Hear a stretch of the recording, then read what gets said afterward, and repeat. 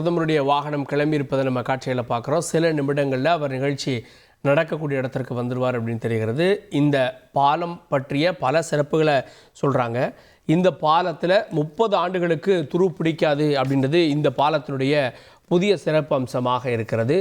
இந்த பாலம் முன்கூட்டியே திறக்கப்பட்டிருக்கிறோம். ஆனால் கோவிட் போன்ற காரணங்களால் இந்த பாலத்துடைய கட்டுமான பணிகளே 18 மாதங்கள் பாதிக்கப்பட்டது அப்படின்றத பார்க்குறோம். பிரதமருடைய கான்வாய் வாகனம் மெல்ல ஊர்ந்து வரக்கூடியதை நம்ம பார்க்குறோம். இன்னும் சில நிமிடங்களில் இந்த பாமன் புதிய பாலத்தை நாட்டிற்கு அர்ப்பணித்து வைக்க இருக்கிறார். குறிப்பாக சென்னையிலிருந்து ராமேஸ்வரத்துக்கு நேராக செல்வதற்காக தாம்பரத்திலிருந்து புதிய ரயிலும் அறிமுகப்படுத்தப்படுகிறது. பிரதமர் அங்கே இருக்கக்கூடியவர்களிடம் கையசைத்தபடி செல்லக்கூடிய காட்சிகளை பார்க்குறோம். வேட்டி சட்டையோடு பிரதமர் நிகழ்ச்சி நடக்கக்கூடிய இடத்திற்கு செல்கிறார்.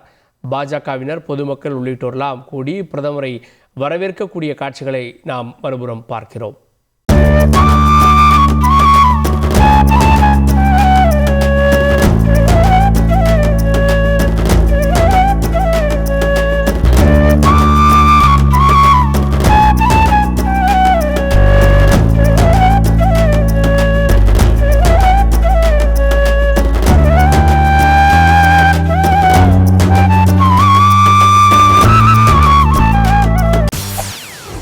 செய்திகளை உடனுக்குடன் தெரிந்து கொள்ள உடனே சப்ஸ்கிரைப் பண்ணுங்க.